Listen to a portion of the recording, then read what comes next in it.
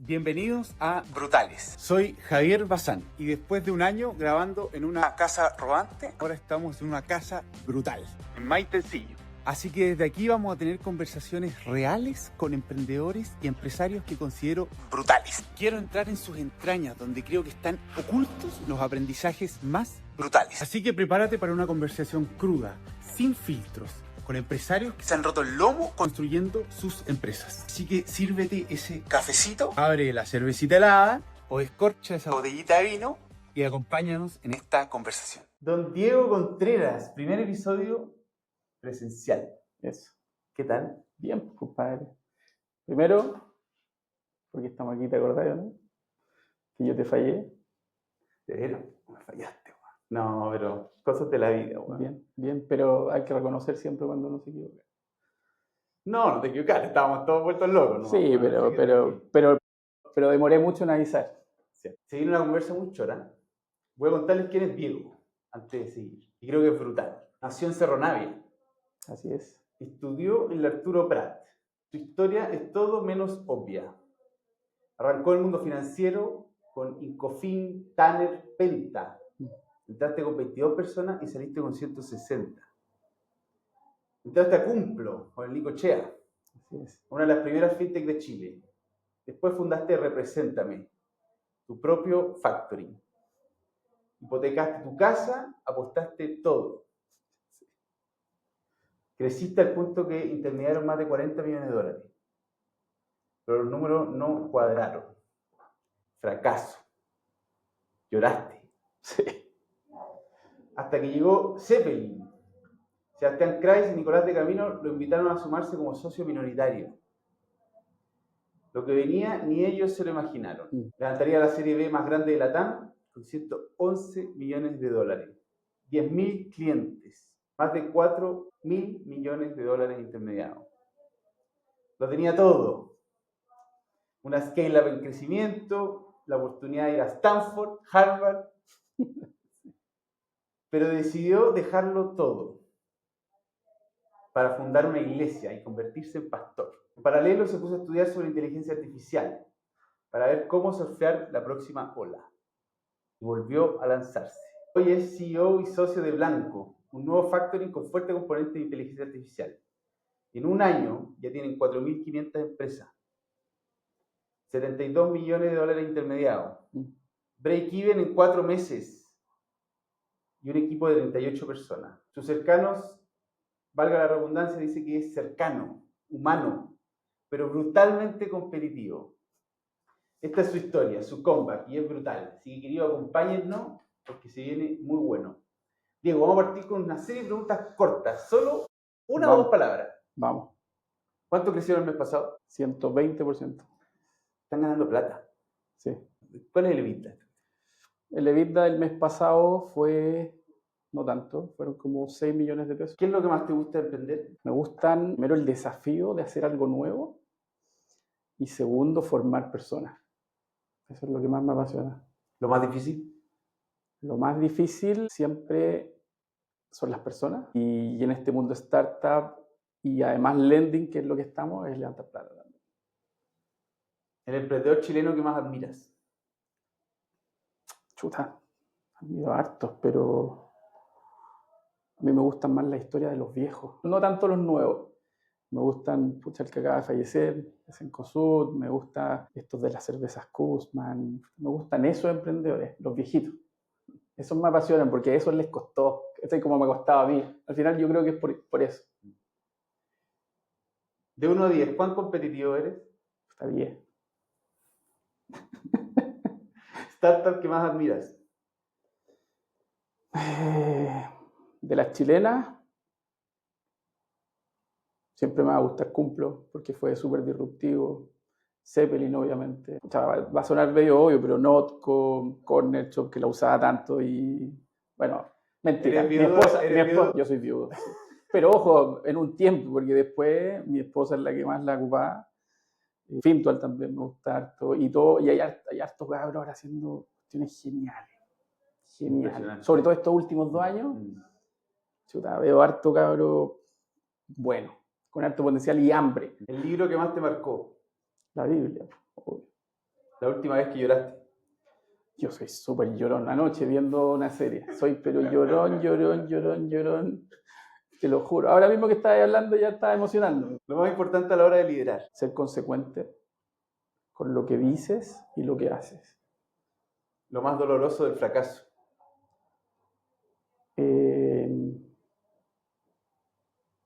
Del fracaso, yo te diría lo más doloroso es si no aprendiste nada. ¿Qué te obsesiona hoy día? Bueno, como dijiste en la intro, me obsesiona mucho. Yo tengo 3 cosas y también eso soy muy marcado, 3 prioridades en mi vida. Me obsesiona mi familia, ver a mis 2 hijos que me gustó tanto también. Hay una historia linda a contar.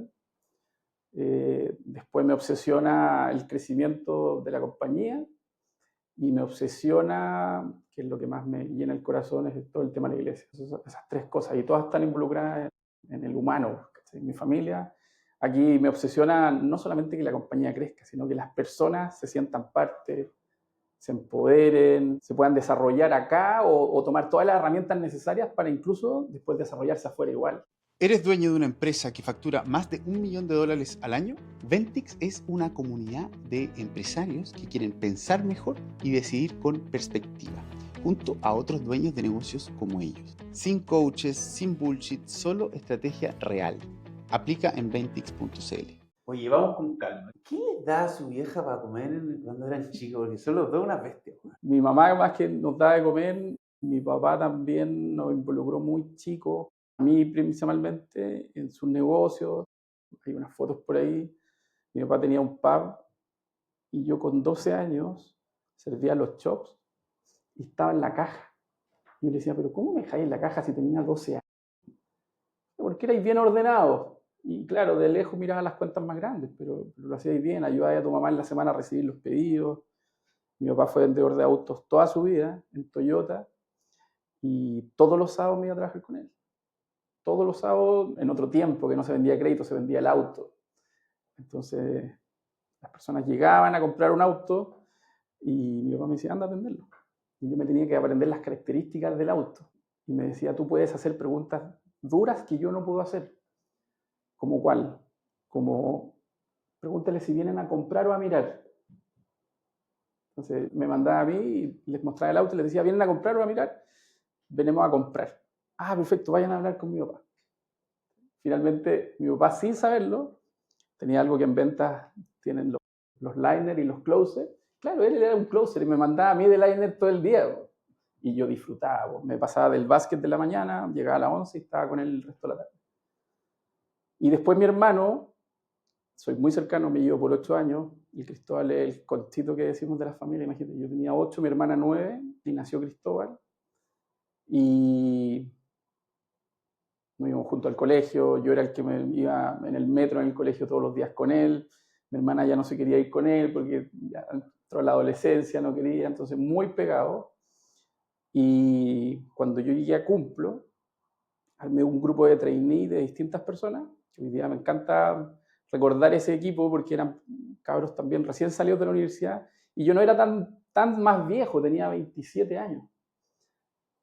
Entonces, dentro de ese equipo, como al año siguiente, le dije a Cristóbal que se viniera a trabajar conmigo en Cumplo, como trainee también.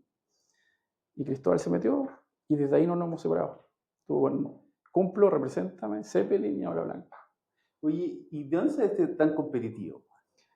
Yo creo que mi mamá es súper competitiva, nos llega a risa ahora como abuela. Me da risa porque incluso ella lo valida y estoy medio de acuerdo. Escuchamos ahí a mi mamá de repente con los nietos, mis hijos, mis sobrinos de los dos lados, y ¡jaja! Les gané, escucháis de lejos. Y mi mamá le está ganando en cualquier cosa. Mi papá también, y yo me metí en el básquet muy chico. Y yo nunca me gustó estudiar mucho. Nunca fui tanto de leer. Me gustaba más lo que aprendía en clase y con eso me sacaba puros 5. Yo era el rey del 5. Rojo no podía tener porque me sacaban la cresta y llegaba a tener un rojo. Y el resto era deporte. Básquet principalmente, pero yo era el canapé en el colegio. Estaba en básquet, en voleibol, en fútbol, en tenis, en natación. Lo que pudiera sacar para no estudiar, me metía. Y siempre con la idea de competir. Mi papá nos metió eso muy de chico, pero esa competencia sana. Yo voy a entender un poco tu contexto en ese momento, antes de entrar al mercado laboral? ¿Cuáles eran tus aspiraciones? ¿Para dónde ibas? Sí. ¿Qué estaba pasando en el mundo? Claro, pero yo juraba que iba a jugar en la NBA a los 15 años. Y fui seleccionado a Santiago. Cuando estaba con 17, un profe de la Cato en ese momento dijo, tenéis que ponderar tanto. Yo fui el primer año en la PSU, el 2003. Y tenéis que ponderar tanto y entrar a lo que queráis estudiar. No me dio ni para eso. Y otro profe que estaba en la UTEM me llamó y me dijo, Diego, entra acá a Becao a jugar básquet por nosotros. Jugué el Nacional, salimos segundo. Y bien inmaduro, me metí al UTEM. Y ese año, para los que tienen mi edad, se van a acordar, fue el año que quemaron el McDonald's en Macul con Grecia. Y yo me demoraba, imagínate, de Cerro Navia a Macul, tenía que tomar una micro, un metro y una micro para llegar a las 8 de la mañana. Y no había redes sociales como ahora, entonces llegaba y me enteraba que había paro. ¡Uy, que me daba lata! Me levantaba 5:30, salía a las 6 y había paro. Lo bueno es que estaba el gimnasio mismo y me quedaba lanzando, pasado lagrimógena, y decidí salirme. Estudié ingeniería civil en computación. Y otra historia buena, uno de mis mejores amigos toda la vida, era gamer en el tiempo que no era tan boom esto, el tiempo de los tarreos. Por ahí hay un video que salgo con mi amigo. Y por ellos me metí en la computación, pero la computación de ese tiempo. No siendo un desarrollador, pero sí sabía formatear, armar y desarmar un computador. Y ninguno más de mi colegio sabía a esa edad. Entonces quise estudiar ingeniería civil en computación. Me salí de la U porque no me gustaba esto de los paros. De nuevo, bien inmaduro, con poca guía también.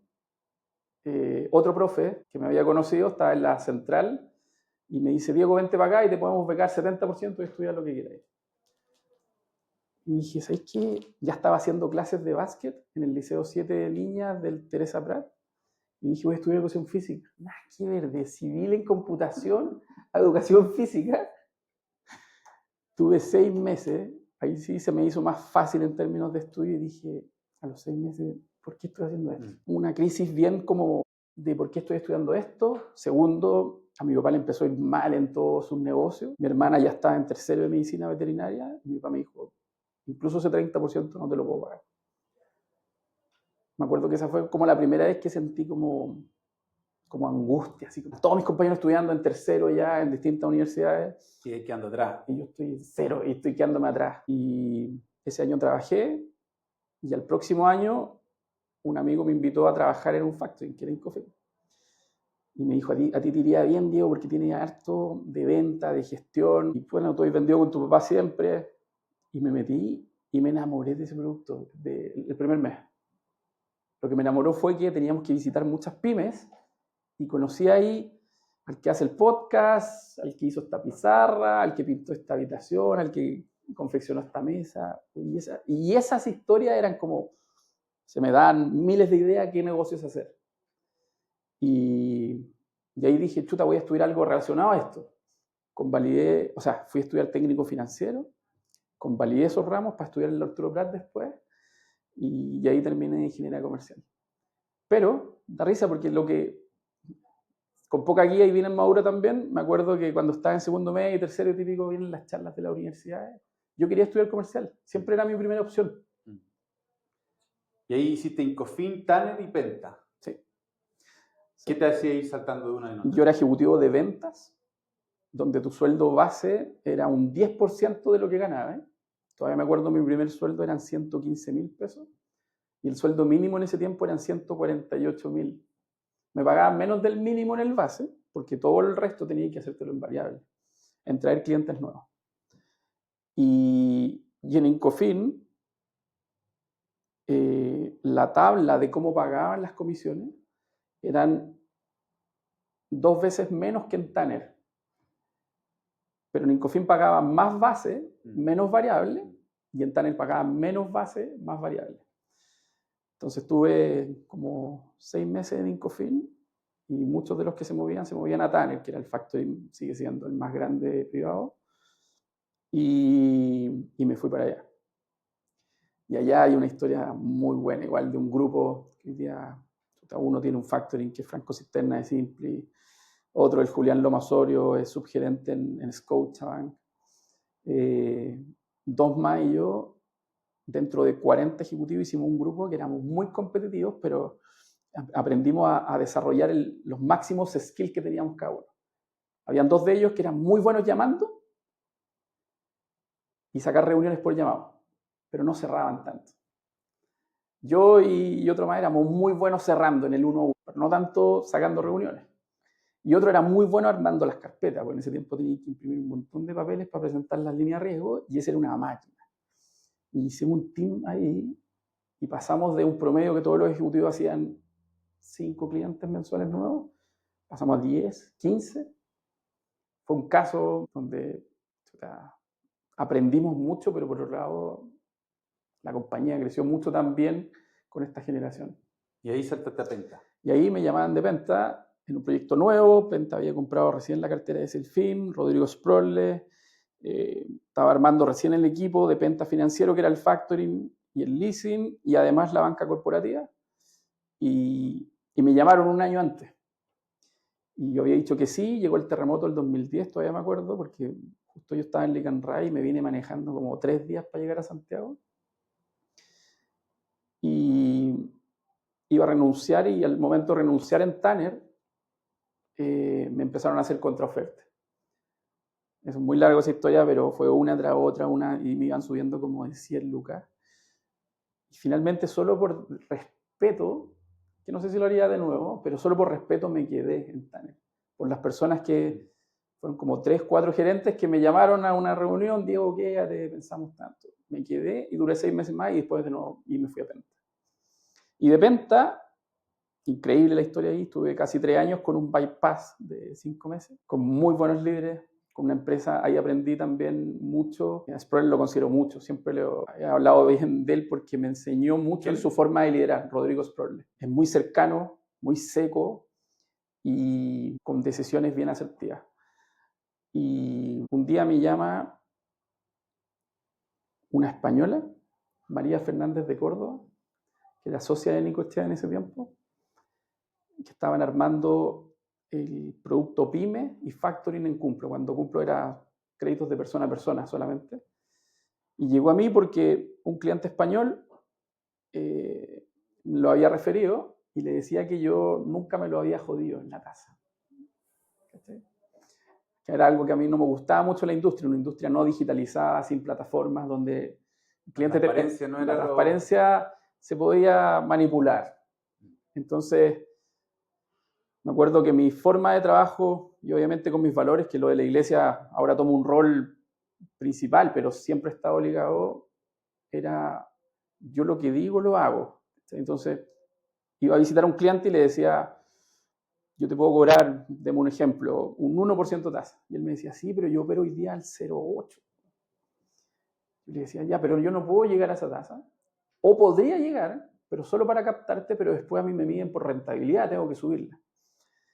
Pero si te cobro un 2 también es usura. Entonces, lleguemos a un acuerdo. Te cobro un 1,2, pero tú olvídate. Yo nunca te voy a cobrar un peso más. Confía en mí. Y le cobraba un 1. Yo llamé los primeros 6 meses de vida clientes nuevos y después vivía de los referidos. Porque decían, no, llámate a ese ejecutivo que es de verdad. Es de verdad. Y eso llegó a oídos de ella. Entonces, una frase que ocupó ella en ese tiempo, me acuerdo, fue música para mis oídos, porque en Cumplo querían hacer algo bien quijotesco. Y a mí me encantaba porque era poder participar de algo que se estaba formando con valores que se pegan mucho a la... ¿Qué era lo que estaba haciendo Cumplo en ese minuto? Cumplo, ¿qué terminaron haciendo? Hacían créditos de persona a persona y habían colocado como 1.000 millones, me acuerdo, de pesos en algo muy loco. Piensa que todavía no se hablaba de fintech, era una startup. Yo tuve que averiguar qué era una startup cuando me llamaron. En eso sí soy bien Mateo. Antes de una reunión, de cualquier cosa, busco toda la información disponible para hacerme la idea de con quién voy a hablar, de qué hizo y todo. ¿Estudiaste el Nico? Sí. ¿Y qué te llamó la atención? O sea, piensa que ahí era Startup Chile, Nico, ICLAS, y me llamó la atención y lo pude validar después. Yo siempre he dicho esto. Yo creo que es una de las pocas personas que he conocido que vive en el futuro. Siempre está adelantado en las cosas que van a pasar. Me acuerdo cuando nos sacó el partido político, por ejemplo, que era una idea magnífica, de que todos pudiéramos votar por internet y va a salir sí o sí en el futuro, ¿cachai? Y esta cuestión lo hizo, no sé, cuando yo estaba en Cumple en 2016. ¿Cuál era el sueño del Nico en ese minuto? El sueño es que todas las pymes de LATAM se puedan financiar a una tasa justa. ¿Y cómo lo hicieron? ¿A qué llegaste? Y llegamos a meternos una de las soluciones que ya habían probado Felipe Layo, que justamente ahora está de vuelta, con Jan Boyer, habían iterado en la idea, con el Ignacio Anderson también, de hacer facturas. Y solamente habían hecho unas pruebas, como 2 o 3 facturas. Pero necesitaban a alguien que liderara este producto. Bueno, y ahí llegué yo, después de como 7 entrevistas, me tiraron este desafío. Y chuta, para mí fue lo mejor que me puede haber pasado en la vida. Emprender además dentro de una compañía así, startup, con la visión de esos líderes. Y logramos empezar a meter pyme. Me acuerdo los clientes que yo un poco traía de mi cartera de venta, decían, pero Diego, tú estás loco, ¿por qué yo, que hoy día lo hago privadamente, en Penta, en el Tanner, en el factoring bancario que sea, nadie se entera que estoy pidiendo plata? ¿Por qué voy a salir en una página web pidiendo plata? Y por otro lado, ¿quién va a invertir en mi empresa? ¿Qué era lo que estaba haciendo Cumple en ese minuto? Una plataforma de crowdfunding, en lending, de deuda, que bajo la misma tesis que prestaban a personas, eso mismo en el mundo pyme. Entonces, que las pymes solicitaran financiamiento y personas desde 100.000 pesos, que limitaba la plataforma, pudieran invertir en esos créditos de facturas. ¿Cómo fue creciendo y desarrollándose eso? ¿Cuántos años tuviste en Cumple? Ahí estuve casi 3 años y empezamos a crecer exponencialmente. De nuevo, dentro de la industria de crowdfunding era mucho. De la necesidad de capital que requieren las pymes y la velocidad para el financiamiento, es donde empezamos a tener límites. Y todavía no existían la AGF ni estos de vehículos de activo alternativo, de facturas, que después salieron y hoy día sí operan con ellos. ¿Y qué empezó a pasar? ¿Qué dijiste? Oye, ¿sabes qué? Voy a crear, porque ahí diste el salto y te saliste a emprender. Sí, Primera empresa. Mira, lo que me movió a emprender fueron 3 cosas. Las compañías siempre van a tener un desafío de cambios de liderazgo. Es natural.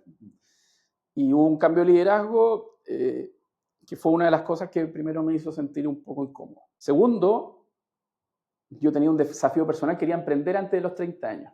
Y decía, yo el otro año tengo que emprender. Y tercero, que fue finalmente lo que más gatilló, fue algo totalmente ajeno, que fue, como les conté muy rápidamente, a mí me costó mucho tener hijos, y acababa de fallar el primer tratamiento in vitro que nos habíamos hecho con mi esposa. Entonces, siempre me gusta ver el vaso más vacío que lleno. ¿Te gusta ver el vaso vacío? Sí, pues porque tienes la oportunidad de llenarlo. Mira, está bueno. En el mundo cristiano siempre hablamos de eso, de vaciarnos, porque si está lleno nadie te puede aportar nada. Entonces le dije a mi esposa, mira, el único bueno que podemos sacar de esto, porque sufrimos un montón. ¿Cuánto estuvieron intentándolo? 8 años. 8 años. Sí, yo con la Bere estamos casados, este año cumplimos 16 y la José tiene 5. ¿Qué pasaba por tu cabeza cuando 8 años sin confiar en Dios? No, era un plan de él. Sufrí como cualquiera, mi esposa más que yo, pero era súper duro. Y además cada proceso que lo podríamos haber hecho, y ahí vienen las características personales de cada uno. Mi esposa necesitaba sanarse después de un tiempo para poder hacer otro. Otras que tengo amigas que han sido así, ya les falla uno y al otro mes van con otro y al otro mes con otro y han salido más rápido quizás. Nosotros nos demoramos porque cada uno teníamos como 2 años de diferencia. Qué duro. Sí, duro, pero... ¿Qué era lo más difícil para ti? Lo más difícil es ver a mi esposa sufrir. Yo te diría que eso es lo más difícil y como, de nuevo, es que un error, ojo, difícil en el error, tratar de creer que uno planifica la vida. ¿Cachai? Porque todos creemos que planificamos la vida. No, me voy a casar en este tiempo, y después voy a tener hijos, y después me voy a comprar esto, y después... Toda tu vida tú crees que la planificas, pero muchas de las cosas vienen por añadidura, vienen por consecuencia de hacer otras cosas. Entonces, bueno, falló, y le digo, esta es la oportunidad de aprender. Porque si hubiera funcionado con un hijo, es más difícil. Y por eso no es para todo emprender.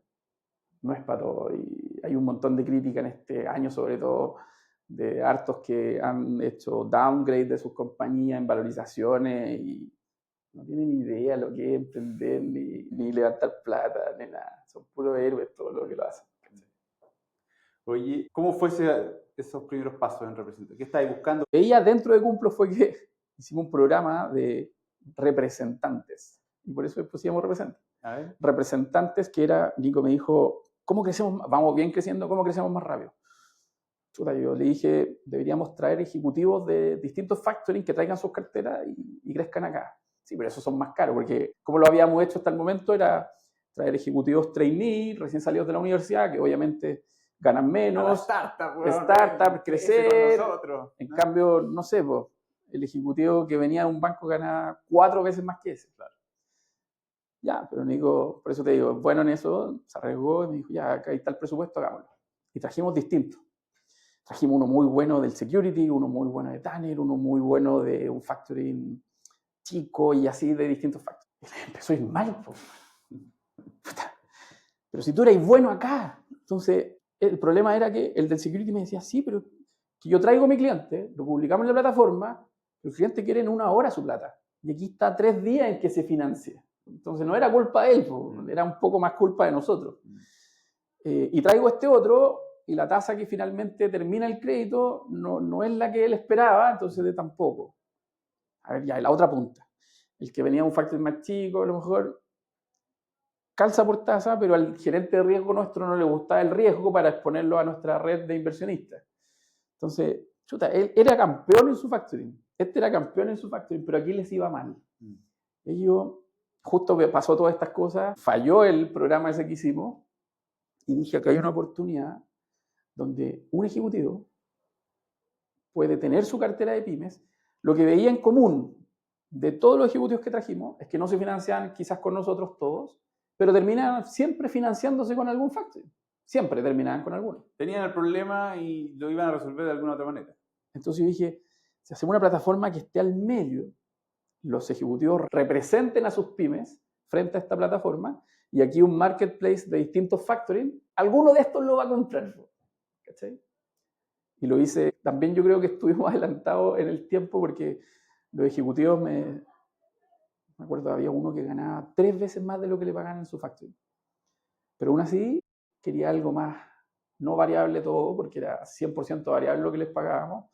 Lo hicimos bien hecho en términos de incentivos para no hacer incentivos perversos, y cobrábamos un 0,3% de la tasa, ya fuera un 1% si la compraba el security, o que lo teníamos de partner, fija, independiente de lo que... o si cobraban el 4% con un factoring chico. Y de ese 0,3, 0,1 quedaba en la plataforma y un 0,2 se lo llevaba el ejecutivo que representaba a la pyme.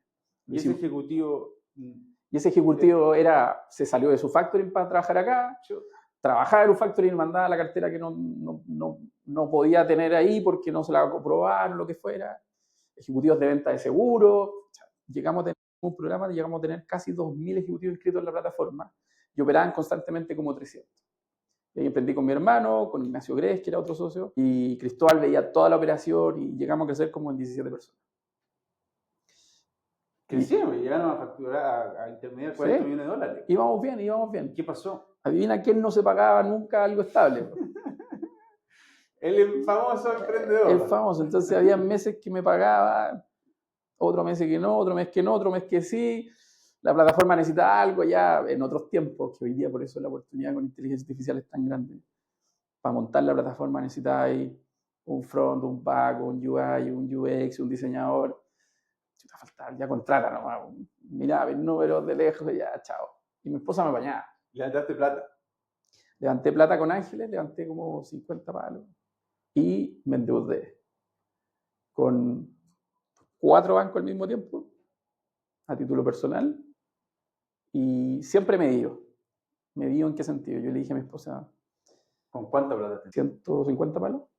Crédito personales, créditos de consumo a 60 cuotas. De consumo.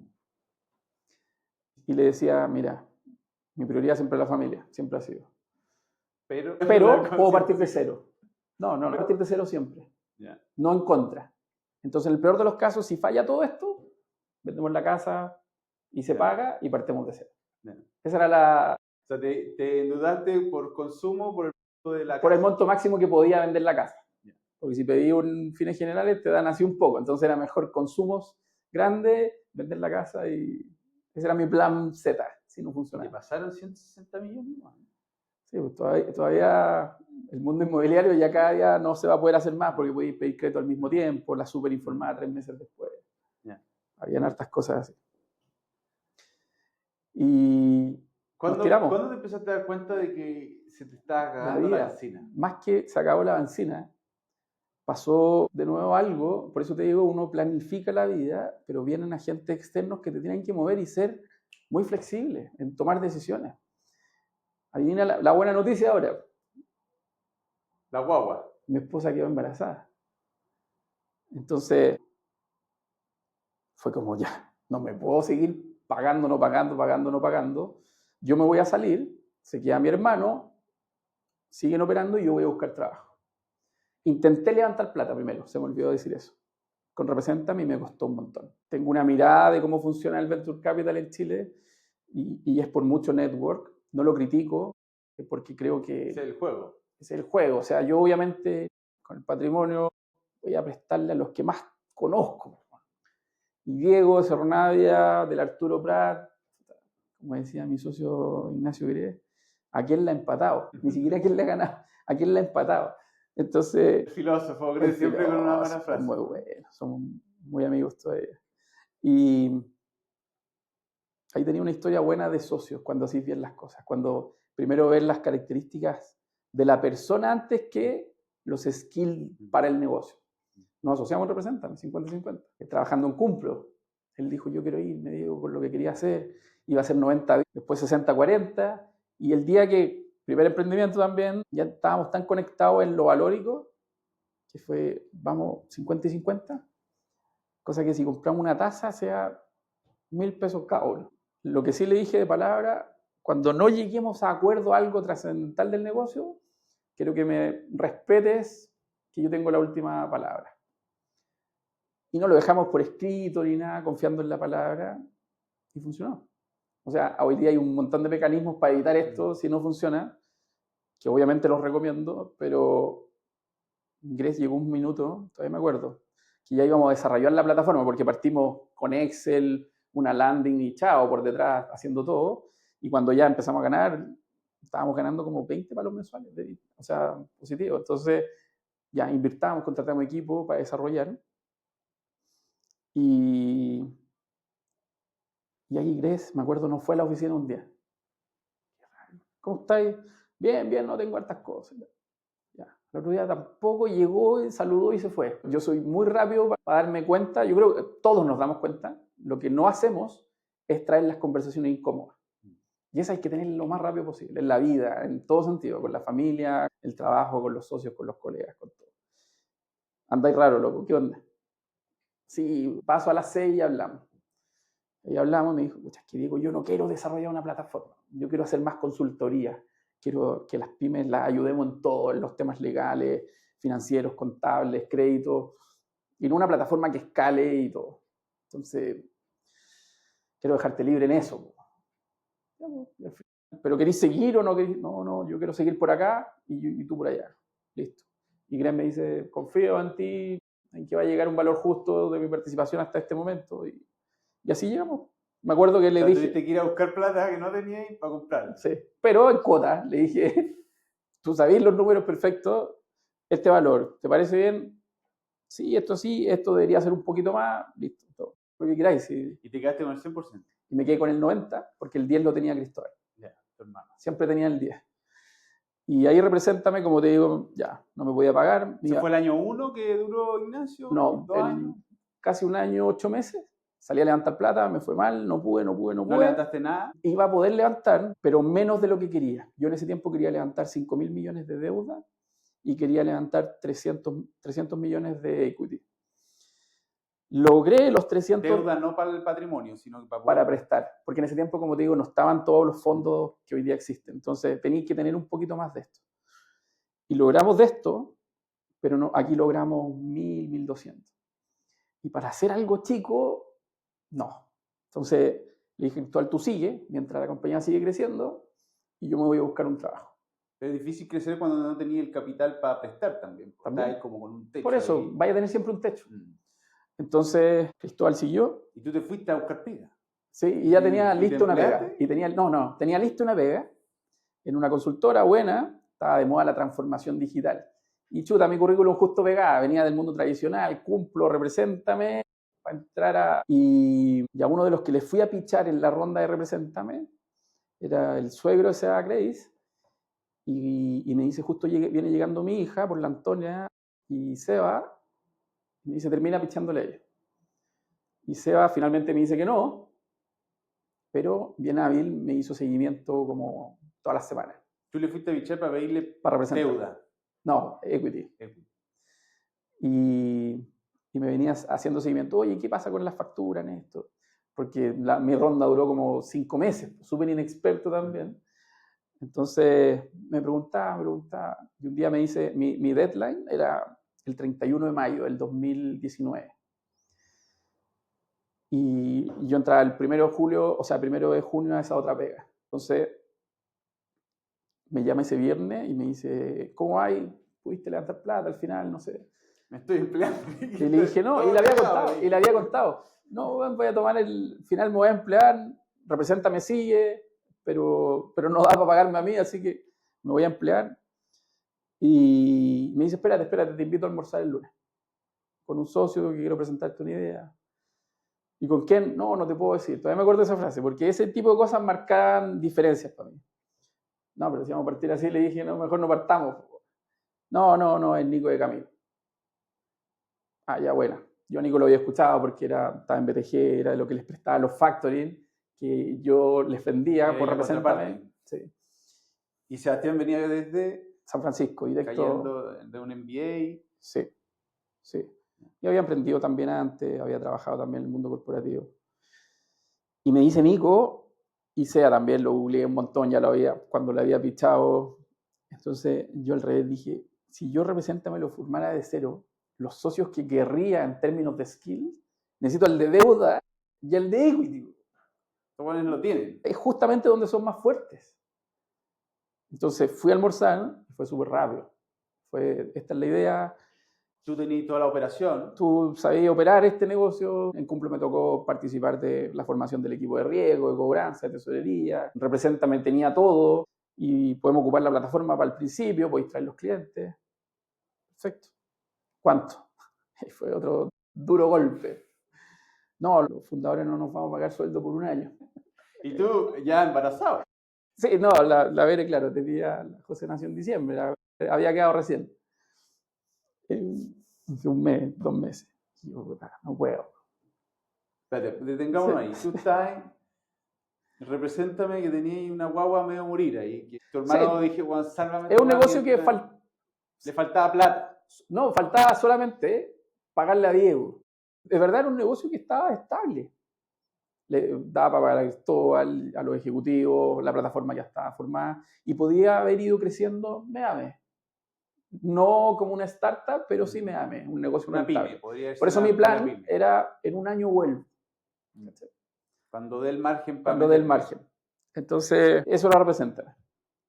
Se acercan, nos juntamos, almuerzo. ¿Y está bien la oportunidad de Zeppelin, pero dejar la guagua es doloroso igual? En el sentido de que, bueno, tenés tu guaguita. Es que para mí le meto toda la pasión del mundo a los negocios. Toda, pero siguen siendo negocios. ¿Eres capaz de separarla? Sí, totalmente.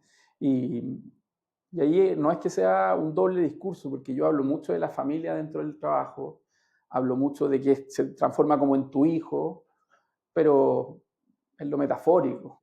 Porque ahí nomás. Que no, porque está muerto. O sea, a mí me importa lo que quedó allá adentro, las personas que quedaron allá adentro. Por eso en Cumplo tengo amigos de Cumplo todavía, tengo amigos de Penta, tengo amigos de Tanner, tengo amigos de... Eso es lo más importante, eso es lo que queda y va a quedar siempre. Los negocios pasan, todos van a pasar, todos. No hay ninguno que sea eterno. No hay ninguno que diga en la historia de la humanidad que tiene un negocio eterno. Ya, entonces, te sentaste con Sebastián y con Nicolás en ese almuerzo, se miraron las caras, se sonrieron, dijeron, bueno, acá tenemos todo para romperla. Así es. ¿Cómo fue esa conversa? ¿A qué acuerdo llegaron y cómo siguieron? Esa conversa fue, esta es la idea, Nos falta justamente tu skill del día a día, de la operación, lo comercial y Pero todo. bueno, ya venían con la idea de vamos a hacer un factory. Sí, vamos a hacer Zeppelin, que es una fintech. Ya tenía un poco de estructura el cuento. Sí, llevaban ellos conversando creo que 3, 4 meses. Y ahí partimos, en mayo, con justamente los pilares. Nico, Seba, yo con la operación, Felipe Puntarelli, que también traía toda la experiencia de los modelos de crédito, donde había emprendido antes, ya trabajar en otros países, el Guille Molina y Carlos y Alex con la tecnología. ¿Y absorbieron gran parte de lo que de la cartera Represéntame? Sí. ¿Tú no podías no pagarte un sueldo? No. Y ahí, por ejemplo, perdí participación en un principio. Justo. ¿Cómo fue esa conversación? Fue, yo no necesito pagarme. Está bien, de nuevo me aprieto. A mí, hasta que me ayudaron los retiros de la AFP. Hasta que me ayudaron. Agarré mi deuda y la tiré toda de nuevo al largo. Entonces, para no perder tanta participación, ya me puedo pagar esto y con esto vivo. Y mi esposa apañándome de nuevo. ¿Qué porcentaje quedaste ese minuto? En ese minuto era como un 5%, que fue todo muy rápido. 5, después te diluís con la semilla, después con el puente. O sea, partiste con un 5 a cambio de quedarte con un sueldo. Ellos no se pagaron sueldo por un tiempo, sí, y asumieron más riesgo. Así es. Ya. ¿Y cómo empieza esta cuestión? Porque en ese minuto, si tú te parás, ¿tú podías imaginarte lo que venía? Tú ya la veías. Toda. La tenías clara. Y no solo yo, todo el equipo inicial la veíamos. Yo incluso... ¿Cuál era el obstáculo? Que por eso está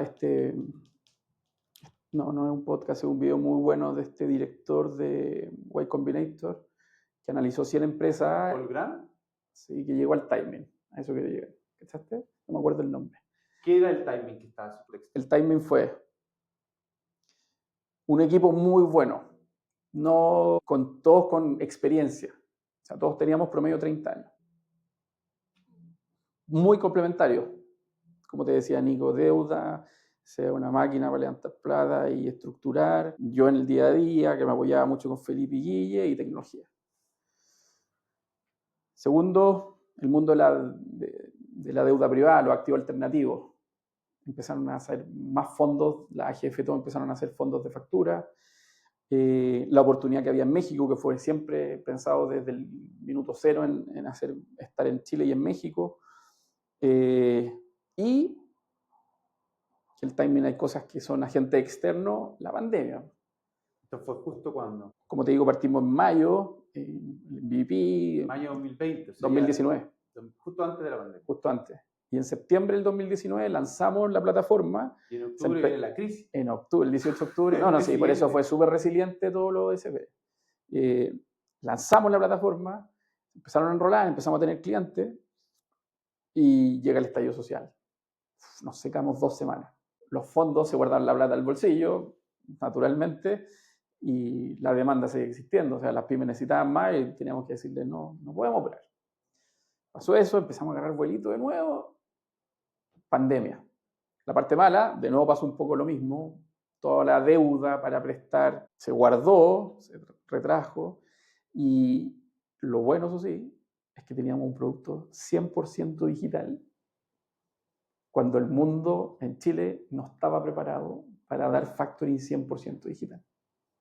¿Y eso por qué era competitivamente una ventaja? ¿Porque eran los costos más bajos? No. ¿Porque podías entregarlo? No, porque podías darlo. O sea, la comparatoria es que la pyme en el banco X tenía que firmar una carta guía física, un contrato de cesión físico, para poder operar. O sea, todos los buenos que no iban a salir a la calle a los Zeppelin, sí, por internet. Por internet. Y ese fue el boom también. Y como te digo, con todo esto. ¿Y no había otra competencia? En ese minuto no. ¿Y Cumplo no estaba haciendo esto? Pero no 100% digital. También había un papel de por medio. Había algún papel de por medio. Los contratos, piensa que fue un riesgo también. Los contratos se firmaban con biometría. La firma electrónica avanzada estaba recién saliendo. Entonces fue un riesgo que no todos están... ¿Cómo se siente cuando empezáis a ver que esta cuestión va exponencialmente? ¿Qué se vive dentro de ese apasionante? Un cohete. Que de nuevo, vamos a lo primero, te gusta ser competitivo, entonces veis que estáis ganando. Y estáis ganando en el producto, en que el usuario te elige por el producto, no porque cobráis menos tasa. te elige porque es más fácil para él operar contigo. Incluso si es más caro. Incluso si es más caro. Ustedes no eran los más baratos. No. Los bancos siempre han sido los más baratos. Y aún así te escogían. Sí. Por la velocidad. Por la velocidad. O sea, la velocidad era la diferencia. Así es. Y lo otro es que tenía un equipo que todos van ganando. Entonces, de nuevo pude hacer esos programas de trainee. Piensa que pasamos de 40 personas a 400 en 5 meses. Y los equipos que más crecían... En 5 meses. Y los equipos que más crecían justamente eran los equipos del back office, o sea, los que yo estaba más cerca. ¿Sí? ¿Cómo se pasa? ¿Cómo se estructura ese crecimiento? ¿Qué hiciste? ¿Qué hicimos? ¿Lo diseñaste así o fue mes No, a mes? la necesidad, mes a mes. La necesidad mes a mes. Veíamos que íbamos creciendo 40% cada mes. Todos los meses íbamos creciendo 40%, 40%, 40%. Entonces, chuta, ¿qué es lo que me pasó aquí también? Empecé a enrolar muchas pymes y después necesitáis activarlas. Y ahí hicimos un proceso distinto a lo que funciona en un banco, que es un ejecutivo que hace todo. Capta al cliente, lo mantiene y lo fideliza. Entonces, segmentamos eso para que fuera más como una máquina. Entonces, estaban los ejecutivos que solo enrolaban. Antes había un equipo de growth que buscaba las bases de datos, dejaba listo para que éste enrolara. Después el tercer equipo activaba y el cuarto equipo fidelizaba. Y después incluso lo separamos en dos porque había una cartera más pequeña que otra, entonces teníamos un equipo soporte. Y o sea, hiciste un funnel limpiecito, 100% digital, para que el flaco pasara limpiamente. Sí. Y entre tanto, Sebastián está tocando puertas para sostener ese crecimiento con la deuda. Así es. Y con el capital. Sí. El día a día siempre fue más.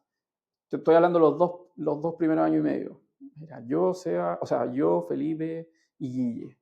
Estábamos en el día a día de la operación completa. Nico y Seba se metían en las decisiones más importantes de portafolio y otras cosas, pero ellos estaban haciendo la otra pega, que era sostener todo este crecimiento en base a deuda y equity. O sea, Nico estaba con todos los AGF, sí. Toma, te vendo esta factura. Sí. Y con los venture capital. Planteando... No, los dos hacían esa pega en conjunto. Eran co-CEO los máquinas para levantar. Sí, máquinas. Y en el tiempo también. Aprovechando también la oportunidad. Estaba la oportunidad de alta liquidez en el mundo. Entonces... Las tasas estaban bajas todavía. Tasas bajísimas. El primer term sheet de la serie A llegó, creo que el día 10, una locura. En la serie B fue el día 7. Taiwán. Sí. Oye, hay un tema ahí que yo no sé. Esos 110 millones que son la serie B, ¿son patrimonio? Sí. No. Sí. 100% patrimonio. 100%. No es deuda y patrimonio. No. O sea, levantaron efectivamente esa buena en equity. La serie A fue 30 y la noticia era 230 porque fueron 200 de deuda y 30 de equity. Perfecto. Y la segunda fue 111 y fue solamente equity. Por eso Zeppelin ha levantado 150 millones de dólares. Y en equity, en deuda, harto más. ¿Qué aprendizaje sacaste de escalar bien? ¿Cuáles son las cosas que crees que hiciste extraordinariamente bien, que pudiste soportar ese crecimiento operacionalmente, atendiendo bien a los clientes, fidelizando? Sí, primero es que esto es chiste repetido, pero nunca estar lejos del cliente, siempre estar lo más cerca posible. ¿Qué significa eso? Eso significa que en tu funnel comercial, en tu funnel de cobranza, tienen que estar hablando mucho con esos clientes, ¿ya? No automatizarlo. No, y el que realmente lo opera. Creo que un error es cuando el equipo de UI y UX hablan con el cliente y vienen con una teoría de que el cliente... ¿Pero cuántos entrevistaron? No a 3, ¿de cuántos? De 1000. No, mejor preguntémosle al ejecutivo que habla con 100 de esos 1000 todos los días. Eso lo hicimos muy bien en un principio. Entonces, todo lo que desarrollábamos en términos de producto venía del feedback del ejecutivo. ¿Sí? Esa parte se hizo muy bien en escalar el producto y, de nuevo, como consecuencia viene el crecimiento del cliente. ¿Es un negocio de captación, de fidelización? De las dos. El negocio del factoring es un negocio que tiene una alta tasa de rotación en Chile. En México funciona distinto, porque en Chile la ley de facturas que tenemos en Chile, más la factura electrónica y la sesión electrónica, hacen que sea un producto muy robusto. Por eso incluso se transa en la bolsa de productos, que es una filial de la bolsa de acciones. O sea, es un commodity casi la factura. Y eso hace que existan todos los factoring bancarios y existan 200 factoring más. Entonces es muy competitivo esto. Y finalmente el cliente se va donde es mejor atendido y mejor atendido tiene distintos componentes. Lo que te decía, la velocidad, la tasa, la cobranza, el trato diferenciador. Y ahí también lo hicimos bien en empezar a segmentar con los modelos de riesgo, que el máximo activo para mí de lo que hicimos en Zeppelin en ese minuto era el modelo de riesgo crédito, riesgo fraude y el modelo precio muy, muy robusto.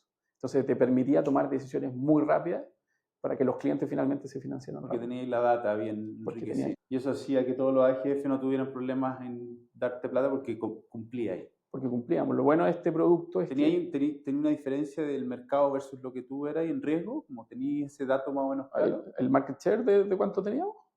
Más que el market share, el riesgo de no cumplimiento versus el mercado. Ah, sí, claro. No teníamos no sé, justo fueron años malos al revés para la industria tradicional. Estaba como en 25, 27% de la cartera en mora, de tu cartera vigente, un 27. Días, 60 días. Sí. No, desde el día 0, 25. Después se separa por segmentos de 0 a 15, 15 a 30, de 30 a 60, que todavía es una mora sana. 25% harto. Sí, pero es bien sano dentro. Lo duro es después de 60, después de 90, después de 120, chao. Pero en todos esos parámetros estábamos mucho mejor que la industria tradicional. Y es porque también, incluso cometimos errores dentro de Zeppelin que fue, me acuerdo, un punto de inflexión en que todavía habían muchas operaciones que el robot te decía no, y por distintas razones el humano de riesgo y el comité decía sí, porque el socio tiene un buen carácter, porque justo este va a ser el año de la fruta, no sé, cosas pero el robot decía no. Y decíamos sí. Y adivina qué pasaba, se caía. Entonces llegó un minuto en que hicimos todo el backtest de toda la cartera de 2 años para atrás. ¿Qué hubiera pasado si le hubiéramos hecho caso solamente al robot? Y no a este humano en la guata, y el resultado era súper bueno. Entonces desde ahí en adelante fue el punto de inflexión en que dijimos, chao, le hacemos caso siempre al robot y bien parametrizado. Esta cuestión tiene cientos y cientos de variables que van cambiando. ¿Y en algún momento alguna estafa por ahí? Un cliente que se No, harta, no una. Hay una noticia últimamente, pero hay un montón de estafas. Si el chileno fuera tan creativo como a la estafa como para hacer negocios, seríamos potencia mundial. No, hay un montón de estafadores. ¿Cuál fue la que más te dolió? Yo separo 3 cosas. Hay empresarios poco éticos que han existido siempre, que hacen cosas al borde y nunca te enteráis porque les funcionaron bien. Hay empresarios con baja ética que les funcionan mal, pero después hacen otra cosa y todos olvidan. Un poco así del país, como que en la política vemos que se olvidan rápido de las cosas. Está el otro que es como, por ejemplo, el mismo riesgo que tomé yo. Mi riesgo estaba medido. Si me iba mal, vendía la casa y partía de cero. Hay mucho emprendedor de pymes que dice, no, filo, yo voy con todo, total, si después le digo al banco, da lo mismo. Y hay mucho esa mentalidad también, que para mi gusto no está bien. Y después están los que los defraudaron a ellos. Piensa que tú también estás emprendiendo, tienes proveedores y tus proveedores también te pueden estafar, tus clientes te pueden estafar. Y después están los carerrajas nomás, que son los estafadores que siempre arman un negocio pensando en estafar. Y después están las personas. Por ejemplo, el último caso, que no solamente Zeppelin, Art Factoring, es porque había un palo blanco dentro del Gore. ¿Sí? Entonces había un gallo que le estaba dando acuse de recibo electrónico a la factura y estaba confirmando las facturas por correo, diciendo que las va a pagar. Con eso tenéis el título ejecutivo. Y por eso al final esa plata, lo más probable es que se recupere en un tiempo. Van a recuperar porque estáis dentro totalmente de la ley haciendo tu operación. Oye, ¿cuándo empezaste a sentir de que a pesar del éxito esto ya te estaba desgastando, necesitas un cambio, empezaste a pensar en, mira, hasta aquí llego? Si esta conversación te está gustando, suscríbete, comparte y deja un comentario brutal. Este podcast lo hacemos juntos y necesita de ti para seguir creciendo. Así que anda a servirte ese cafecito o rellenar la copa y mientras lo haces te suscribes y compartes. Ese simple gesto te convierte en brutal. Gracias por estar acá y seguimos con la conversa. Sí, yo te diría que, de nuevo, así como cuando salí de Cumplo, son distintas cosas que te empiezan a mover. Aquí hubieron más. Por ejemplo, la primera es que todos teníamos vesting a 4 años y ya se iba a cumplir ese tiempo. Entonces era como, ¿qué viene ahora? ¿Ya? En términos patrimoniales. El vesting de ese 5%. Sí. Que ya se había diluido. Sí, probablemente en ya. harto. Sí, en harto. Entonces, ¿qué viene? ¿Cachai? No soy mayoritario, entonces tiene que venir algún dulce para quedarme un tiempo más. Zanahoria. Tal cual. Y ahí no estábamos llegando a un acuerdo. Entonces, eso fue lo primero incómodo. Segundo, yo me fui a vivir 2 años a México por Zeppelin con mi familia. Me llevé a mi hijo, el más chico, de 3 meses. Incluso no me fui antes porque todavía no nacía y tenía que nacer en Chile. El año anterior solamente viajaba una vez al mes a México. Y después viviendo en México viajaba casi una vez al mes a Chile. Así. Extraño esa categoría de LATAM, es una de las cosas que extraño. Pero bien sacrificado todos los meses. Y el vuelo de 9 horas, no es un vuelo rico. También era como, ya, si no viene esto, siento que también estoy dando la vida, he dado la vida y una sensación un poco de injusticia, que a veces es malo. Justo subí una historia ayer por el tema de la iglesia con relación a eso. Después, ya, eso fue lo primero que te empieza a mover. Después, cómo se está estructurando la empresa en esta nueva... Las empresas empiezan a evolucionar. Y también, bajo el liderazgo de Seba, cómo él quiere llevar la compañía al siguiente y al siguiente y al siguiente nivel. Y en términos de organigrama también. Entonces, ahí es donde hay como una forma de hacerlo que precisamente es la que más me gusta. Que es como importan más las chapas que el currículum, que la historia, que cómo trabaja. Y las chapas me refiero a el mundo del Venture Capital quizás te empieza a exigir que tengas personas muy buenas en el C-Level. Esa es la exigencia, personas buenas. Ahí tenéis 2 caminos. A mí me gusta más el de acá, que es, tú ya tienes personas buenas. A lo mejor tienes que entrenarlos mejor, darle mejores herramientas para que se transformen en mejores. ¿Sí? O, que a veces también funciona, ojo, traigo a alguien de otro lado que ya sea bueno en otro lado y tenga estas chapas. Cada uno tiene sus pros y sus contras. Así es. Y justamente me gusta más el híbrido. Yeah. Yo creo que el híbrido es lo sano para una compañía. Por lo que ahora los resultados lo vemos así, se va por este lado. ¿Cachai? Y ojo, ha conseguido éxito con eso igual. ¿Cachai? Por eso no es un juicio, como estáis haciéndolo mal, no. Es una forma, es distinto, es estilo distinto. Y eso también está cambiando. Entonces, también por otro lado, a mí me gusta, como te decía, mucho meterme en el producto. Al tener mi propia plataforma en un minuto, podía decirle al lado al desarrollador, cámbiale esto, cambia esto otro. Y mi trabajo ya en Zeppelin era cada día más, parecía alguien de estrategia, más que estar metido en el producto, con los clientes, con el equipo. Estaba todo el rato revisando performance review, los modelos de incentivos, metiéndole al modelo de precio. Incluso por ahí en mi transición quise meterme en producto de nuevo. Salirme de mi rol y meterme a producto y no funcionó, de nuevo, por la estructura que existía. Me había amarrado en que tenía que... También aquí va a sonar quizá un poco soberbio, pero chuta, en muchos años yo decía, hagan esto y se hacía. Y ahora era como, no, mira, está buena la idea. En el sprint del segundo semestre lo vamos a meter. Si es dolor ahora. Sí, pero es que ahora es así. Y además tienes que preguntarle al PM si está... Y el PM le tiene que preguntar al CPO. Ya, no. Y eso también frustra y me gusta mucho más a mí la agilidad, ser flexibles todo el rato, una comunicación que fluya. Empecé a ver un poco de burocracia, un poco, porque... Y la conversa, ¿cómo sucede? Porque también te ofrecieron decir, bueno, ándate a estudiar. Sí, bueno, eso también... Dieron una oportunidad, que no era una... Sí. La compañía piensa que partimos 7 cofundadores. Ya quedábamos 3 nomás, Seba, Nico y yo.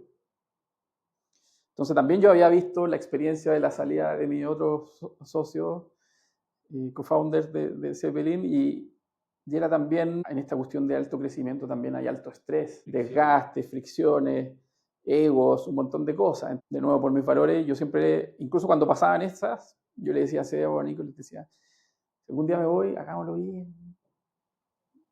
La fiesta ha sido tan linda que va a llegar un minuto, sí o sí va a llegar el minuto, no sé cuándo, pero cuando llegue hagámoslo bien. Entonces fue una transición en un tiempo, algunas cosas fome, otras cosas podrían haber sido mejores, pero en un año, porque empezamos a conversar, me acuerdo, claro, como en marzo del 2023 y salí en febrero del 2024. Tratamos algunos gerentes y así distintas cosas. Sí o sí creo que se podría haber hecho mejor, pero ahí está el aprendizaje también, de todos, mío, de los chiquillos. Mirando tú para atrás a ese minuto, ¿qué hubiese hecho distinto? ¿Qué lecciones sacaste? Piensa que lo primero es que yo tenía toda la ganas de quedarme un rato más. Y nunca he sido una persona ambiciosa en términos económicos. Por lo tanto, era fácil lo miro desde el otro lado, hubiera sido fácil la manija de... Y donde también creo que la compañía me valoraba harto por la historia que habíamos hecho. Entonces, creo que no se dieron esos componentes. Y estaba fácil ya, pero sigue así, sigue haciendo esto. Esto es lo que viene, dale. Y yo podría haberme quedado quizás 2 o 3 años más. No más tampoco. Lo de la iglesia me pegó muy fuerte. Porque me pegó ya en México. Yo nunca planifiqué ser pastor. Nunca ha estado en mi vida. El llamado fue espiritual allá en México. Sí, tomaste la ayahuasca, ¿qué te pasó? Como te decía, yo toda la vida he pertenecido a la iglesia. A mi esposa la conocí, mi hija es un pastor en Puerto Montt, mi suegro. Y en las conferencias anuales de todos los años le echaba el ojo. Y nos conocimos y siempre hemos ayudado en roles secundarios. Como te decía, toda la vida con mi esposa, desde que nos casamos, participábamos, ayudábamos en las clases de los niños. Un domingo cualquiera en la iglesia hay un pastor que está predicando la Biblia sistemáticamente, en este caso ahora soy yo, para adultos, y paralelamente hay clases de niños donde se enseña la Biblia paralelamente a ellos. Entonces ayudábamos en las clases de niños, en los jóvenes, limpiando los baños, un montón de cosas, toda la vida. Y cuando me fui por Zeppelin a México, lo único que hice fue llamar a un pastor amigo que vive en México y le dije, oye, ¿qué iglesia queda cerca de donde voy a estar yo viviendo para ir los domingos con mi familia? Y así llegué a una iglesia, bueno, esa iglesia se transformó en mi familia ya. Pensé que fuimos solos, con 2 hijos pequeñitos, 3 meses y 2 años. Y me invitaron a un evento en Tijuana, México. Tijuana piensa que es el paso fronterizo que más transitan personas en el mundo. Y trae lo que trae un paso, que son todos los problemas de prostitución, de trata de blanca, de trata de niños, de trata de órganos, de pobreza, de un montón de cosas malas que están en todos lados, pero en algunas ciudades más todavía. Y la iglesia a la que yo iba, en México, la madre de ella estaba en Las Vegas y hacía se llaman Awaken Events, que son eventos masivos de ayuda social, donde son 2 días que se juntan 30 doctores, 15 oftalmólogos, 15 dentistas, y se da una ayuda a la comunidad, impactando creo que fueron 80.000 personas. Y yo fui a participar de eso, y todo culmina en un evento, era el Estadio Los Cholos de Tijuana, un estadio para 27.000 personas, donde van artistas, cantantes famosos de los movimientos cristianos, y se hace un llamado espiritual a todos los que vinieron el día anterior. Y estaba en ese evento, mi rol era estar abajo, pasaron un montón de cosas ahí, estafaron a la iglesia, a la producción, y empecé a ver cómo Dios se empezó a mover cuando era imposible hacer el evento. Primero, piensa que eran el viernes 6 de la tarde y no había montado nada. Para hacer un evento como eso, que sería como acá, no sé, el estadio de la Florida, tenés que empezar a montar 2 días el escenario, las luces y todo. No había nada. Empecé a ver cómo empezaron a pasar cosas paranormales finalmente, ¿cachai? Para que se hiciera el evento. Pero principalmente cuando me pegó yo estaba abajo, en la parte como del pasto, digámoslo así, y el pastor hace el llamado para que puedan pasar a orar por las personas, y no pasaba nadie. Y habían 20.000 personas y no pasaba nadie. Y en mi cabeza, de nuevo, como te digo, uno trata de estructurar las cosas, decía, toda esa noche yo no dormí nada, instalando sonido, ayudando en todo, con un grupo grande. Decía, como si todo lo que hicimos no va a pasar nadie. Y todo eso en segundos, que eran horas en tu cabeza, y de repente, muy simbólicamente, empieza a caminar una persona y pasa por al lado mío y va hacia adelante. Y ahí Dios me dijo, ¿tú te das cuenta que yo soy capaz de hacer todo eso, quizás por una persona? Y ahí fue cuando yo me rompí. ¿Cachai? Yo dije, Dios, aquí está mi vida. Tú haz lo que quieras, tú conoces todo, tú sabes que tengo una familia, sabes que todo, pero aquí está mi vida. Yo quiero servirte al 100%, en mi mente, en mi cabeza. Y ahí me empecé a preparar. Todo ese año estudié allá en México.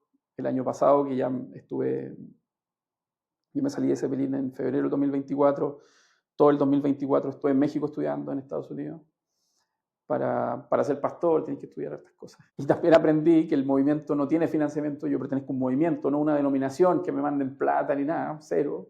Entonces también soy pastor bivocacional, que creo que es una tremenda oportunidad en Chile, porque en Chile somos un país católico, no como en Estados Unidos, que es un país protestante. Lo más cercano que tenemos en Chile de lo protestante son todo el movimiento de las iglesias evangélicas, pentecostales, y como en todas las cosas hay harto prejuicio.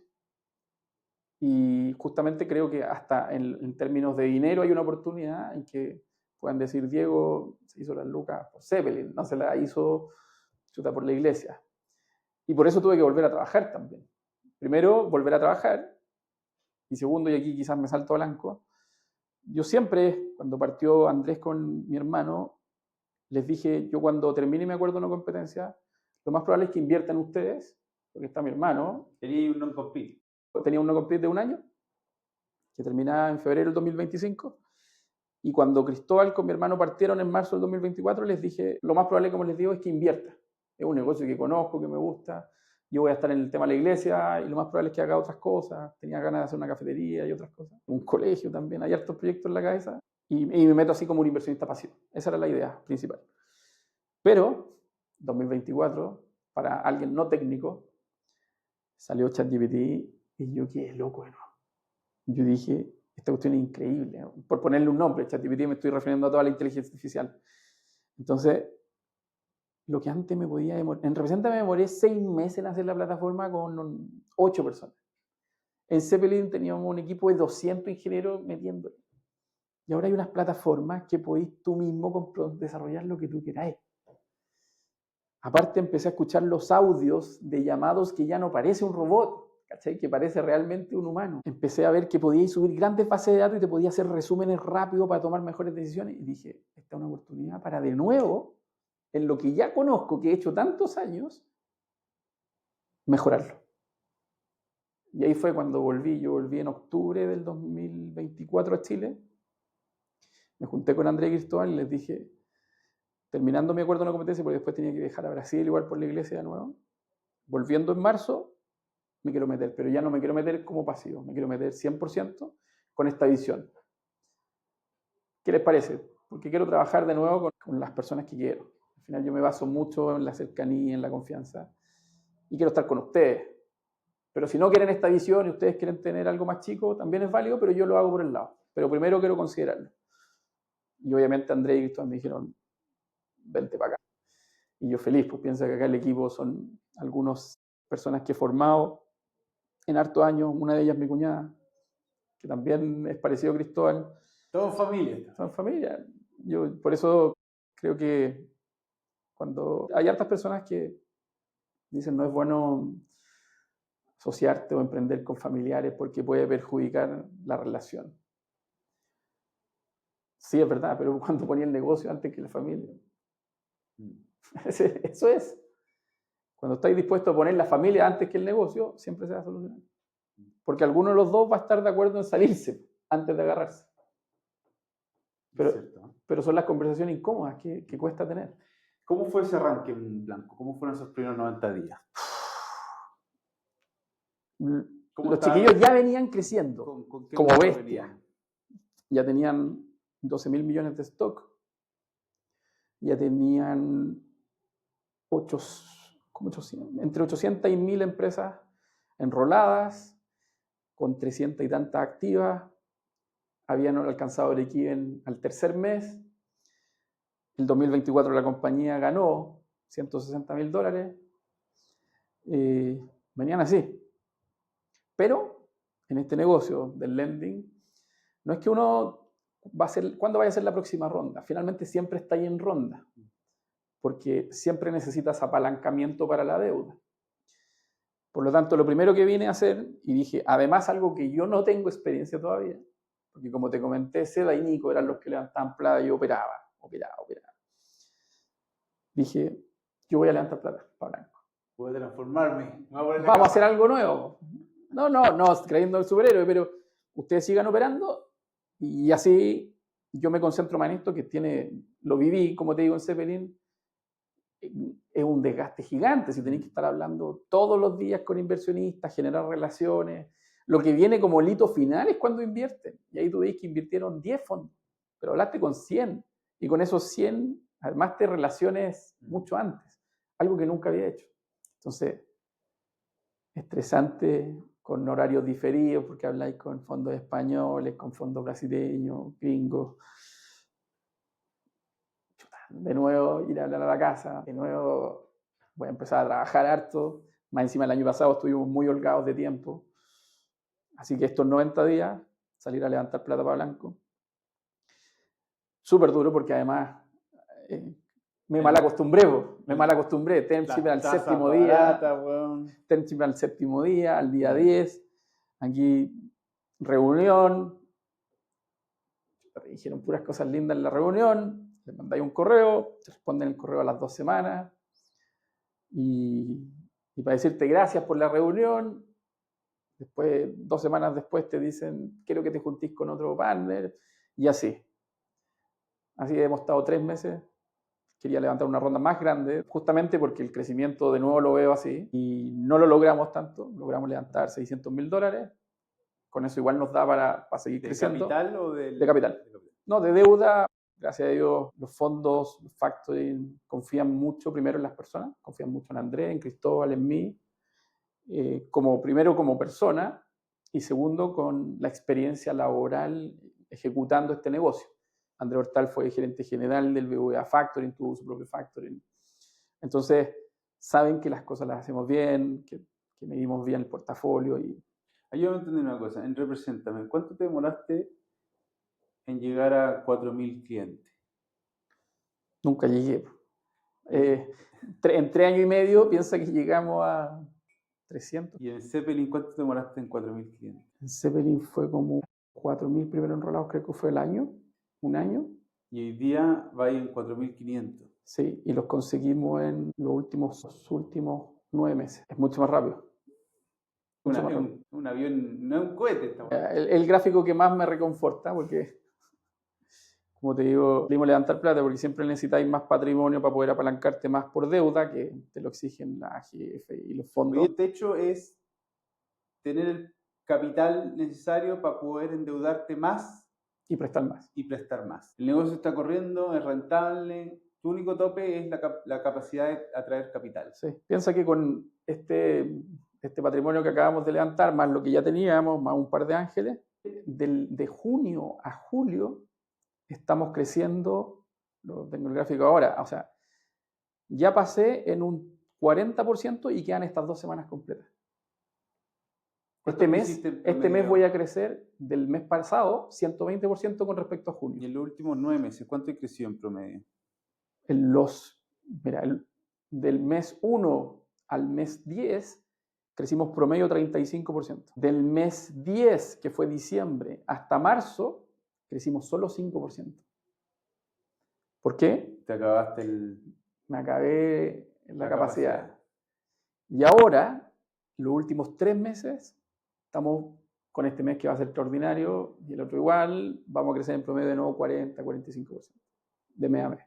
Si este episodio te está haciendo pensar distinto, imagina lo que podrías lograr si cada mes trabajas tus decisiones más importantes con otros empresarios como tú y guiados por alguien que ya pasó por donde estás tú. Eso es Ventix. Aplica en ventix.cl. ¿Cómo están las tasas de riesgo? ¿Cómo está? Es que eso es lo otro. También ya hay tanto aprendizaje por el lado de Kuhn, por el lado de Represent, también por el lado de Zeppelin, que no tenés que saltarte las reglas de portafolio. Así de simple. Este negocio cuando... Sí, pero esa factura está exquisita, es de un pagador exquisito. Sí, pero tu portafolio es de, no sé, X monto, no podéis concentrarte más que tal porcentaje, más ticket promedio, más que tanto por root, más tanto por deudor, tanto por industria. Lo tenéis parametrizado. Las AFP no pueden invertir directamente. Tienen que ser a través de un fondo, ¿no? Tienen que ser a través de un fondo. Así es. Ahora se viene una tremenda oportunidad porque van a poder invertir en créditos hipotecarios directamente. ¿Qué estáis resolviendo mejor que nadie en plan? Yo te diría la velocidad, suena demasiado soberbio más que nadie, porque hay algunos que lo hacen bien, pero en el negocio que hoy día estamos, que es mucho factoring, gana el que es más rápido respondiendo a la pyme, le gira más rápido, y eso se da porque tú tienes tus modelos muy robustos para tomar decisiones muy rápido, y tienes un equipo muy bueno que se compromete con el cliente, porque hay hartas cosas manuales por detrás todavía, en los equipos del back office, tesorería, verificación de factura y hartas cosas, pero cuando el equipo está comprometido en hacer las cosas para que el cliente sea feliz. Y en eso me diferencio. Que el equipo que tengo es un equipo extraordinario. Extraordinario. ¿Qué rol juega la inteligencia artificial hoy día? La inteligencia artificial, por eso decimos somos impulsados por inteligencia artificial. Porque piensa que, para llevarlo a ejemplos, o sea, a experiencias anteriores, los modelos de riesgo, venía la Big Data, metíais modelos de Machine Learning y te automatizaban procesos, ¿cierto? Hoy día metís la Big Data, le dais prompts muy buenos a estos GPT y te terminan diciendo lo mismo. Podía hacer backtests mucho más rápidos y eso es de cara a riesgo. De cara al funnel comercial, ya usabais los chatbots, ¿cierto? Que le respondían a los clientes quizás por WhatsApp. Pero cada día tenéis que ir alimentando más ese chatbot. Si documentáis bien, que costaba harto igual, las llamadas, los WhatsApp, entonces a cada respuesta que no teníais, teníais que incluirla más y hacer el árbol de respuesta, el árbol de decisiones. Hoy día podéis meter un agente que va aprendiendo muy rápido cómo responder, en el tono que quiere responder. Entonces, para llevarlo al día a día, hoy día Bianca le pusimos, soluciona el 80-20 de las consultas que le hacía un ejecutivo. Oye, ¿a qué hora me transfieren? Le responde Bianca. ¿En qué está mi factura? Responde Bianca. ¿Puedo operar esta operación? Le responde Bianca.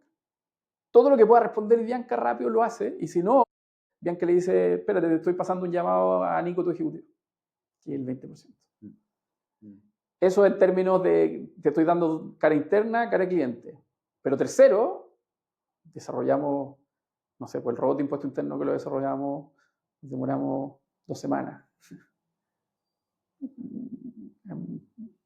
Te podéis demorar mucho más antes en scrapear, que quedara bien documentado, que la arquitectura quedara bien puesta en la nube, para que gastara menos también, en hacer nuestra propia plataforma de oportunidades, que finalmente lo más importante para ganar esos negocios, la hicimos en 2 semanas y la hizo alguien que no es desarrollador, ¿sí? Pero que sabía del negocio, que es Nico Peterson. ¿Con quién? Con un desarrollador senior. Entonces ya no necesitáis un gran equipo para desarrollar productos. Ahí es donde también estamos metiéndole todo el rato. Y lo otro es que puedes iterar. Chao, el sprint de 2 semanas. Oye, este botón debería estar acá. Espérense, dejen de ocupar la plataforma 10 minutos. Ya hablamos, viste la oficina cómo estamos. Ya, subí la mejora, listo, ya está funcionando. Esa velocidad es increíble. ¿Sí? Entonces, cuando juntáis esas 3 cosas, cara cliente, que podía automatizar muchas cosas conversacionales, cara interna, donde podía evaluar mucho más rápido el riesgo operacional, el riesgo crédito, el riesgo legal, y el desarrollo de software por sí solo, empezáis a correr como estamos corriendo. No solo la oportunidad, es cómo lo estamos ejecutando. Y por otro lado, cada día sale una plataforma que soluciona otra cuestión que estáis haciendo.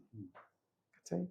En mi tiempo del año pasado, estoy de socio de una plataforma que solucionó un dolor que siempre ha existido, que es leer las escrituras de constitución de sociedades de empresas. Porque empresa en un día es un documento que es igual siempre, entonces lo podéis leer rápido, pero cuando es escrito por un abogado en una notaría, donde la pyme te manda una foto que no está en buena calidad, siempre tenía que ser un abogado que la leyera. Hoy día existe onboard.legal, que tú subís los documentos y en segundos te hace el informe legal, te hace el contrato y te hace todo. Y eso también lo incorporamos a Blanco. Entonces, podéis ser más rápido y eso es gracias a que por detrás tiene también inteligencia artificial, ¿cachai? Que va aprendiendo de toda la escritura que está leyendo y te puede hacer un informe en segundos. Así es como lo impulsamos. ¿Cuál es la visión? ¿Para dónde van? La visión siempre ha sido, y aquí de nuevo me voy a conectar al humano, a mí me gusta mucho esto, como te dije, me enamoré de este producto porque pude ver cómo cumplen los sueños los emprendedores y que al mismo tiempo ese sueño tiene una alta responsabilidad de tus colaboradores. Entonces, mientras mejor acceso al financiamiento le demos a las pymes, más estamos impactando directamente en el bolsillo de las familias de Latinoamérica. Está directamente relacionado. Se sigue manteniendo el 60-70% del empleo en Latinoamérica la dan las pymes. Y esas pymes están hechas por soñadores, por gente que se arriesgó. Era más fácil ser empleado toda la vida, pero se arriesgaron y pasaron la misma que he pasado yo, que hemos contado. Entonces, ¿cómo ayudamos más a esos emprendedores a que tengan un sistema financiero, productos financieros ágiles, veloces para sus necesidades, simples de ocupar? Como consecuencia, y aquí en mis presentaciones justamente pongo una slide, que sale una llave dando agua y una ampolleta de luz. Y hago la pregunta, Javier, ¿cuántas veces has llamado a Enel o a Agua Andina por teléfono cada vez que pagas tu cuenta de fin de mes para decirles gracias por existir? ¿Cuántas veces lo he hecho? Nunca, porque nadie lo hace. Pero si no existieran, ¿cómo viviríamos? Yo el producto del factoring lo veo igual. Es un producto silencioso, que no espero que me llamen por teléfono, si lo hacen, genial, pero no espero que me llamen, pero sé el impacto que tienen las pymes. Ese es el impacto. Las pymes existirían muchas menos si no existiera el producto del factoring en Latinoamérica. Donde además la oportunidad es que en Chile tenemos mucha experiencia para exportar a los otros países, como lo hicimos en Zeppelin con México. En México la ley de factura es distinta, por eso allá funciona distinto. Esa es la oportunidad, esa es la visión. Oye, volviendo a ti, ¿qué errores ya no repites después de estos 15 años emprendiendo? Es que creo que todos los errores te traen un aprendizaje que son distintos. Por ejemplo, a ver,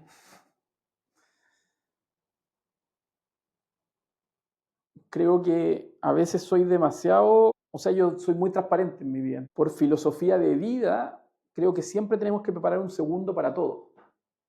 ¿Sí? ¿Qué quiere decir eso? Tengo que yo en mi trabajo siempre preparar a alguien que pueda hacer mi pega.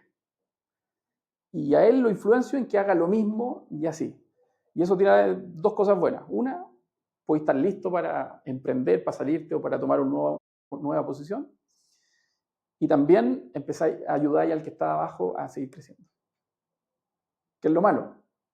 Si no lo ven así, tiendes a ser indispensable cuando no hay más. ¿Sí? Entonces, en todos mis roles siempre he sido como, lo hago yo, por eso me encanta eso que es como, tú haces y yo miro, tú haces y yo hago y tú miras, ¿cachai? Toda esa línea. Me encanta esa forma de liderar, pero llega un momento en que ya lo hiciste, pues, y hay gente que mira y dice, uy, este no está haciendo nada. ¿Cachai? Por eso creo que siempre me está moviendo a hacer un nuevo proyecto. Porque me gusta liderar, empoderar, dejar. Y, y si la misma compañía te empieza a dar más desafíos, chuta, mucho mejor. Y eso es lo rico del financiamiento. Hoy día estamos en un producto, pero aquí podéis dar leasing, crédito automotriz, pólizas de garantía, seguros. Podéis transformarte en un banco digital, ¿cachai? Eso te iba a preguntar, ¿dónde querés tener a Blanco en 5 años? Yo creo que podemos ser un banco digital donde las pymes puedan hacer todo lo relacionado al lending. Y como consecuencia hay cosas que les vaya a regalar también. Pero mi visión es que una pyme cuando piensa en financiamiento, piensa en Blanco. Ese es el concepto. Siempre le digo a los chiquillos, al equipo. Queremos que la pyme cuando, en estos momentos, diga, oh, necesito hacer factory, que piense en Blanco. No piense en nada más. A eso tenemos que llegar. Ese es el objetivo. Y después va a ser cuando piensen en leasing, piensen en banco y así. Por lo tanto, como consecuencia te vas a convertir en una financiera o en un banco. Pero dado que quieres que las pymes puedan pensar en ti de esa forma. Oye, para ir cerrando, digo, buena conversa. Bueno. Si este fuera tu último podcast, ¿qué te gustaría decirle a otros emprendedores? Me gustaría decirles que se arriesguen. A veces es duro arriesgarse, pero háganlo medido. Pero háganlo. No hay nada más satisfactorio que emprender, porque es donde creo que con esa presión desarrollas tus skills de forma exponencial. Los podéis desarrollar en un trabajo normal, sí. Pero con la presión que tienes de pagar los sueldos, de que crezca la compañía, de que no te funcionan algunas cosas, desarrolláis mucho más rápido. Va a haber un aprendizaje sí o sí. Por eso yo soy muy formador también. Me encanta tener cabros jóvenes y siempre les digo. Es más, tengo 2 que tienen sus negocios aparte y yo les digo, mientras no influencia acá, denle. Y están en la edad además por hacerlo, porque cada día tenéis menos tiempo. Tú, Javi, no tenés hijos todavía, pero después vaya a tener y tenés un perro nomás. Pero aprovechen cuando tienen tiempo. Entonces, a los emprendedores les diría que nunca escuchen a los pesimistas, a la gente que solo habla, enfóquense en sus sueños, en que finalmente siempre va a haber un aprendizaje. Y aprovechando, cuando aquí sí voy a meter a Dios porque creo que ha sido mi pilar que me mantiene bien. Porque ves todo con otro sentido, con otro propósito. Donde si se pierde el negocio es lo mismo, no pasa nada. ¿Estás dispuesto a perder tu negocio o estás dispuesto a perder tu familia? ¿Qué es más importante? ¿Estás dispuesto a perder tu negocio o a perder tu calidad de vida? Aquí es donde vienen todas las depresiones. Tristemente hay personas que se suicidan por negocio. No, háganlo medio, porque así también no te hostigas tanto en tu mente. Pero son valientes, o sea, todos. Y como te digo, yo me encanta porque son los con los que me he relacionado 16 años. Las pymes son puros emprendedores, ¿cachai? Esos son las pymes. Y muchos que he visto, me da risa, que han fracasado también. Después llegan de nuevo, hola Diego, ¿cómo estáis? Tú me atendiste en Penta, ¿te acordáis? Uy, sí, ¿en qué estáis? No, ahora de nuevo tengo otro negocio. Y ayudar. A esos gallos que les fue mal, pero en buena ley, con ética, hay que aplaudirlos. A los que fracasaron antiéticamente, chuta, siempre hay que dar oportunidades, pero no sé si tantas. Oye, Diego, tremenda conversa. Linda tu historia, weón, de superación. Yo creo que puede inspirar a hartos y hay harto aprendizaje también de tu viaje. Sí. Y Blanco se está con todo, weón. ¿Cómo crece esa bestia, weón? Vamos con todo. Así que suerte, levanten capital, weón, para seguir creciendo, para seguir trayendo liquidez a las pymes, que hoy día es súper necesaria, a una buena tasa, a una buena velocidad. Y denle con todo, weón. Gracias por darte el tiempo y por ser tan honesto y transparente, como siempre. No, a ti, te lo agradezco de verdad, por insistir, por este emprendimiento, porque al final también, o sea, hoy día no me cabe duda que estáis revisando las métricas de los videos, cómo van, cuál escuchan más, qué parte es la que más les gusta para mejorar la entrevista. Y eso es lo que nadie ve. Esa es la parte que nadie está viendo por detrás de todo esto. Y tenéis que meterlo, ¿no? Porque si te apasiona, la consecuencia va a ser el éxito. Así que suscríbanse, weón, suscríbanse. Vale, gracias. Maestro. Ya, pues, weón, estamos, pues, weón. Estamos ready. Estamos ready. En buena hora. Gracias por acompañarnos hasta el final. Antes de irte, sé brutal. Suscríbete y comparte este episodio con alguien que necesite escucharlo. Y cuéntanos en los comentarios qué aprendizaje brutal te llevas de esta conversación. Nos vemos en el próximo episodio.